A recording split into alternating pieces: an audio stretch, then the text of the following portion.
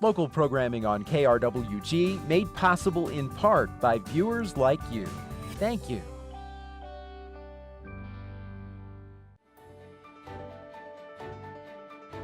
Welcome to Your Legislators, a production of KRWG Broadcasting.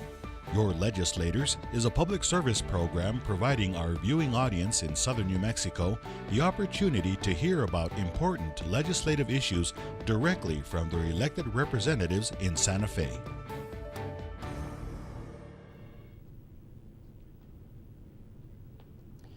I'm Glenn Cerny, and it gives me a great deal of pleasure to welcome you to Your Legislators today. Yes, the throat is caught a little bit, but the session will be underway by the time we air this. We're recording in the studios here at KRWG, in part so that our guest, Representative Joanne Ferrary, has an opportunity to talk to us before heading up to that rat race and the roundhouse and all the activities that I know you're bracing yourself for. Oh, I'm so looking forward to it, after working so long, so many campaigns. Just to be able to be at the legislature is going to be so exciting and fulfilling. I'm trying to remember. I think this is the first time we have had, and I don't know if they refer to them as freshman representatives or first-year representatives, before the session really gets underway. And one of the things that I think we're all puzzled by is, how do you do it? How do you get ready? How can you prepare yourself for that chaotic scene that's going to be unfolding there? Well, one of the great things is that they bring us up to Santa Fe as new legislators, both sides, both parties, and we get to go through some training. And we did that in December, and it was wonderful because then we get to meet the staff. There's wonderful staff there, legislative council services, and also finance, legislative finance services, that they inform us and also offer their services on how they can help us to draft legislation. They help us with research. There's just great support there. So even though we don't know as much as we should getting started, they do. And so we can rely on them to help us through the process. Whether I've been in Ohio, Minnesota, Wisconsin, Missouri, or New Mexico, that staff is always underrated. The amount of work they do, the writing they do, the research they provide, they're just such a vital part of what you and the state has to do. Exactly. And, we're only as good as they are, in presenting the information and getting the bills drafted, and presented right. So it's great. And of course, housing, I'm sure you found something very close to the governor's mansion. Well, actually, that's something that is one of the first things we have to do is find a place to stay. And so doing the research for that, we have to do ourselves.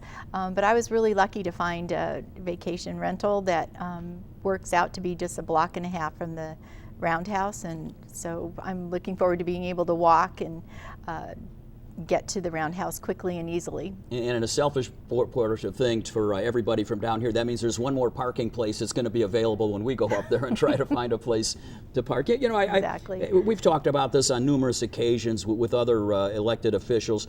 There's a misnomer that you're going up there and that's the only time you're going to spend. And I mean, the amount of time that you're required to go to meetings, I guess not required, but encouraged to go to meetings across the state actually sets the scene for what's unfolding right now. Exactly. The interim committees are so important, and that's what I ran on, that being a part of that, and 3 or 4 legislative committees, and then we can go to others that we're not actually on if we have certain legislation that we want to make sure goes through, and the committees can help get the information and also endorse possibly. So those committees throughout the year are really important, since we do just have the 60-day session one year and then the 30-day the next. Now you ran on a number of different things, but speaking of those committees, any place that you would prefer to be placed? And you are in the majority now, again, in the House as well as a Democrat. Right. The committee selection, that process takes place in December, so that we are ready to have those committee assignments. I hope to be on healthcare or education, also labor, and they have to figure out the times that they meet. And so, we're not sure if they're going to stay the same as they've been in the past or not. So we just, give our priorities and they will help us. Well, and as a new member out there, it is a seniority kind of basis as well.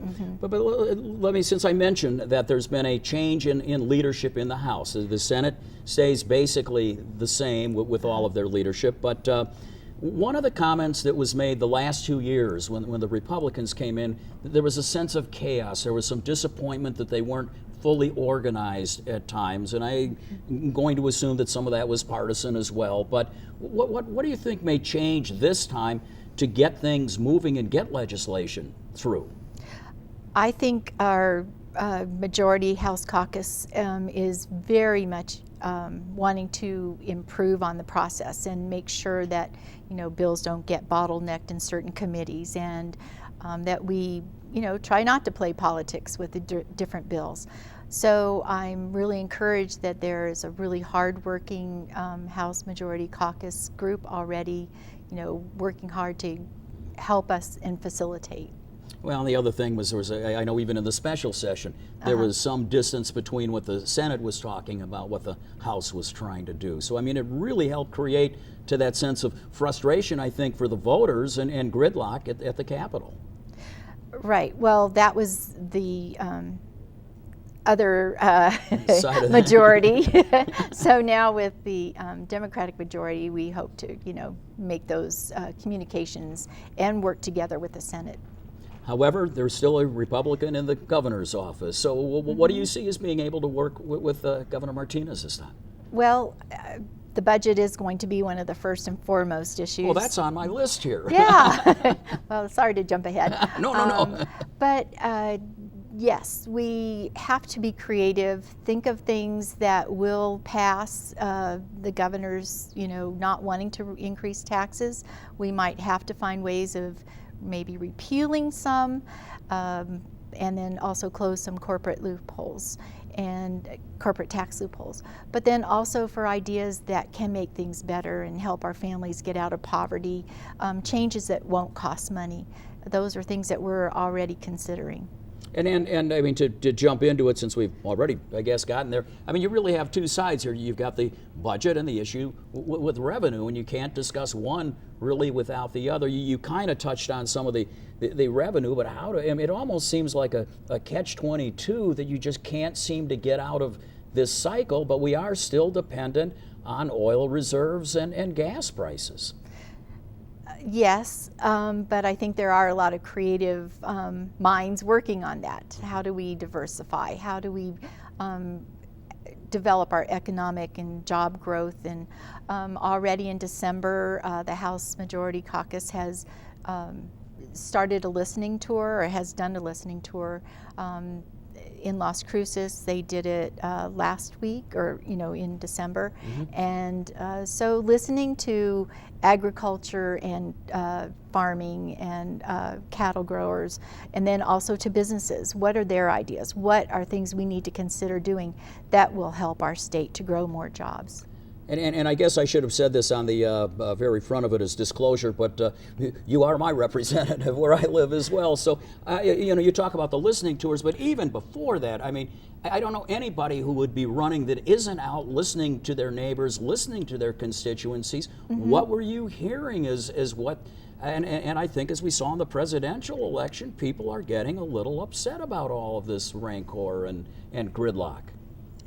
Yes, especially speaking to people at the doors. They want to have, a brighter future. They want things to be better for everyone. And I think, how we do that is going to be important. I've held town halls in first part of January, and so, having that direct contact, and then also meeting with different groups and people who have issues that they would like to see brought forth, making sure that as legislators, we're working hard with constituents and groups and being open. Yeah, but I mean, this is an incredibly difficult task. I don't mean to minimize it at all, but having to wrestle with these and find you're going to irritate someone somehow. I don't know how you get by with this. On the other hand, something needs to be done. We just can't keep going in the cycle we have. And I mean, heaven forbid, we had Senator John Arthur Smith, and you want to talk about someone that tells it like it is and doesn't hold back at all when it comes to revenue. It's Senator Smith. Correct. And one of the big issues is early childhood education. A lot of people, everyone at the doors cares about that, and for teachers to have better salaries and their evaluations to be better formed in the process better, as well as having smaller class sizes and less testing. And that's actually an issue that I'm going to be carrying a bill that limits the number of days of testing. And working with NEA and AFT on those issues is really important, that we include everyone who is like a stakeholder in this. And that was one of your campaign cornerstones as well. Yes, and providing the funding. We need to spend less funding on prisons and more in early childhood education and for our universities. So, how we free up some of that money. And the Land Grant Permanent Fund is going to be an important issue on that. Sitting in the home of Big Bird and Elmo, you're not going to get much of an argument on pre-K education from these studios. But one of the things, and I had a wonderful opportunity to talk to Dean Pope Davis here on campus, the Dean of the Education. And this educational rancor and debate has been going on since the early 1800s with Horace Mann. I mean, testing, non-testing, regimented, the 3 R's and everything. Again, what do you see as a point where we can find an off-ramp to the arguing and get something in place that's going to do what we want it to do? And that's a big question. Mm-hmm. It is.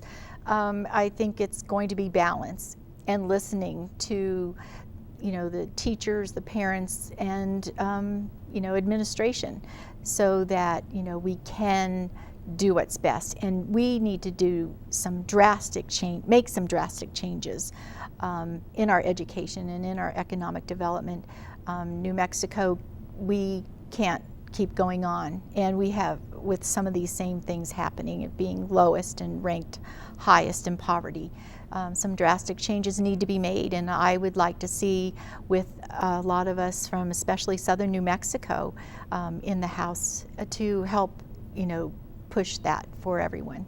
Have you found anything in talking to educators and talking to parents and the stakeholders in our school system where you see some things that they may be much more in line with each other than they probably imagine? I think the end goal everyone has to, increase our graduation rate, to make it so that students can be more successful and have higher performance ratings, and teachers to not have such a high turnover for teachers, to make it so that it is a better place for them to thrive, as well as the students, because then they will have the same result. So I think we all have the same end goal. It's just how to get there and to take the steps that are necessary and not just keep putting it off or saying this isn't going to work. Just find the solutions and let's do it. Well, and again, it becomes this huge continuum, because if you don't have the pre-K education, you don't start to get the upper level educations. And I was just in a meeting on campus, they were talking about in your lifetime, if you have just a bachelor's degree, you will make something like $1.3 million more over the course of your career than someone with just a high school education. So it all fits together. Right, there's the motivation, but early childhood education, as well as early good experiences for parents and caregivers to be able to work with kids early on. We'll make sure that by the time they are in kindergarten, that all the resources that they need for any kinds of problems, and then just readiness too. We'll make it so that our students are going to feel more successful and maybe not as educated or ready for school as some kids who've had those kinds of opportunities. So if we have that for all of our kids, they're all going to be more successful, and that we will see the results we need. And then once they have gone through either a special training program or going on for higher institution, college, then having those jobs available for them. And we aren't just educating students to have to leave and go to other states for jobs. That's all part of the entire, idea for our better future. I've had the pleasure of serving on a couple of committees with local pre-K education efforts here in town, and I'm going to guarantee you're going to find a kindred spirit with Bill Souls in the Senate on this stuff as well. All right, let's talk about economic growth then. I mean, we've been hearing about, the LEDA, the Local Economic Development Act, the Job Training Incentive Program. Mm-hmm. Are those healthy? Do they need to be re-examined? Because there hasn't, at least on face value, seen a great deal of industrial growth. I mean, the biggest one was a call center, I think, in Berlin that came online. So how do you see that? Is there some way you can stimulate that, direct the conversation? Well, I think what people are talking about is how to have that more in line with what businesses can be supported here, and how do we make sure that businesses, are motivated to come here and employ our students or our trained young people. So the opportunities, like to bring in a different kind of agricultural products such as hemp and all the products and spin-offs from that. Also from the film industry, they've been working really hard. We want to make sure that happens. We have so many students at the community college as well as the university studying and can fill those positions. And New Mexico has done really well. And so we need to have those in southern New Mexico too, the opportunities. In my experience here, I think the same way we commented about the legislative aids being huge and being unrecognized, I think probably one of the most underappreciated industries we have, and especially this reason, is agriculture.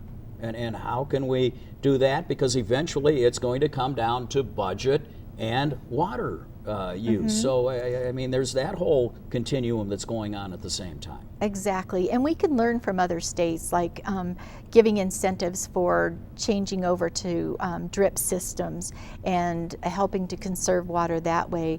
We're all, as residents, trying to do what we can, but there's parts of the state who could use analysis on water usage from businesses and municipalities as well as residents, and then also working with agriculture to make sure that they also can do what they can do to conserve the water and make it go further. But then also, there's, like they're talking about banking water usage so that you don't feel like you have to use excessive water. If you can save it, how do you share that or sell, part of that to someone else?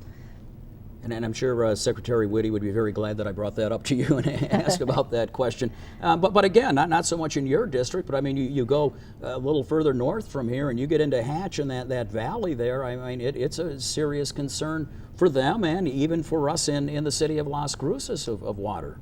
Exactly, because we all are, benefiting from the agriculture that's here. Our economy, our, having future, food products or, for cattle growers or ranchers. We all are interconnected. So what's good for one group should make it good for the rest of us.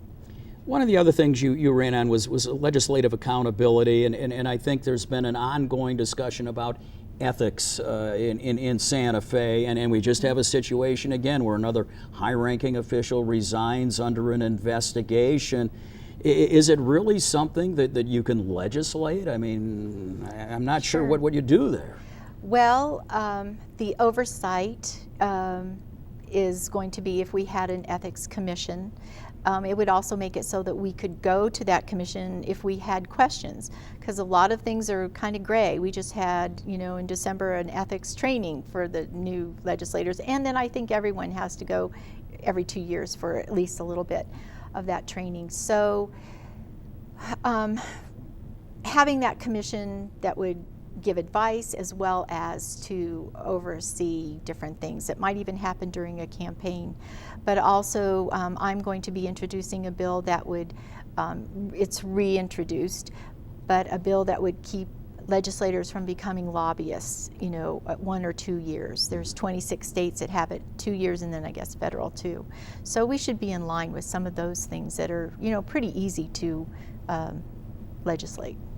I think the other last area that your campaign was very focused on was quality of life. Can you talk a little bit about what you see as quality of life and how that fits into a budget here in New Mexico? I don't think anyone could argue about a good quality of life, but how do you put that together? Well, I think, you know, raising our families out of poverty is, you know, one of the main concerns. No one likes to see other people not having the same opportunities. So how do we share those opportunities besides education and healthcare?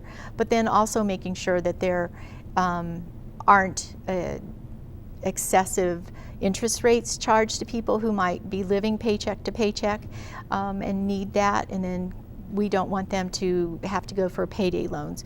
Also, state employees to be able to get low-cost loans if they need it, because, you know, they've been into a budget, you know, and taken a lot of cuts too. So we need to make sure that we can get our families where they have a higher minimum wage. When they are working hard but still can't make ends meet, there's something wrong. And when parents or family has to work 2 or 3 jobs, they're not there for their kids to help them with their education or their healthcare needs too. So there's a lot of, you know, things like that that we can easily change. So you've been able to caucus, you've had the opportunity to talk not only with the other first-year legislators, but obviously a lot of seasoned veterans. Notice I didn't say grizzlied, I just said seasoned veterans. Well, what are the top 3 priorities that you see coming out of a Republican-held Senate and House as we have the starting gun just being sounded in Santa Fe? Are you talking about nationally? Yeah, no, or, just the state. Yeah, okay. What does this session really hope to accomplish and put forward to the governor? I think especially... If you could figure out national, we'd all be happy. Yeah, let's not go there. Just at the state level, I think getting our budget to where it's not under such pressure. We might not have capital outlay funds for this session. How do we, you know, still make things happen for our communities, especially rural communities that might depend on a special project? But, you know, the budget, and then also making sure that our educational system is improved. How do we make sure that everyone is going to have the services that they need, plus thriving, you know, in economic growth? Do you see any incentive or anything going to, you mentioned capital outlay, for instance, and it seems like the state's very good at giving small amounts of money to different groups, but what you need is a central kind of fund, and we saw it work with the highway improvements with the federal funding, where it was a matching situation. Did you see any movement toward examining that to perhaps use it more wisely? I know you like to bring money back to your district, but there's also an overriding concern there too. Yes, capital outlay, the process might be reformed. What we do in southern New Mexico, especially Doñana County, a lot of the legislators work together for the special projects that are in need of more money than just one district or legislator can provide. So we already have that kind of cooperation. A lot of the other districts in the state don't have that. And some districts even get money they don't need. So there has been talk about reforming that process. I think it might be a combination of things that happens, not just a strict, you know, committee that would decide in projects, you know, submitted for. So, you know, how we do it here in southern New Mexico seems to really work well for our area, and maybe this would be a good example for the rest of the state. Okay, so let's jettison ourselves, about 7-8 weeks ahead, and you're back here in Las Cruces. Thankfully, at that point, I think you'll believe. Is there something that as you've pondered all of this thinking that you say, if I could accomplish this in my first session, I would consider it successful? I think having early childhood education supported, and money, more money put into that would be really great. Also, healthcare reform. The Health Securities Act is something that we need to start that process. It's a 3-year process, and the fiscal, adaptation for our state to be able to negotiate our own pharmaceuticals, better pay for doctors and the hospitals. I think there's a lot of hope for that, and we need to get that started, especially in light with what might happen at the national level. So education, early childhood education and healthcare, as well as promoting opportunities and economic development for our area.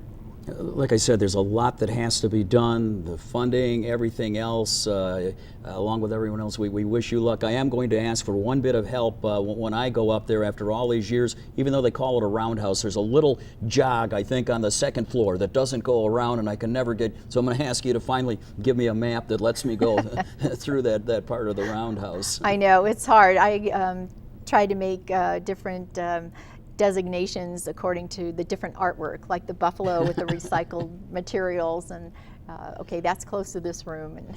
I hadn't thought of that. Instead of the numerical way, they do a Garanimals kind of thing, but you're looking for the buffalo. Representative Ferrary, thank you so much for taking the time. I know this is a busy, busy time for you, and for you to come in and chat with us, I hope is helpful for all of you to understand the challenges that are going to be confronted in Santa Fe. So we wish you nothing but the absolute best during this session, and let's get something done. Yes, and that's the goal of a lot of us new legislators, as well as those who've come in, in the past election cycles. But we really do want to make a difference. So and I certainly hope that you will be joining us all during the session as we bring you your legislators, conversations of our representatives from the immediate area, from the KRWG viewing area. And of course, this is all made possible because of support from viewers like you. I'm Glenn Cerny. Have a wonderful weekend.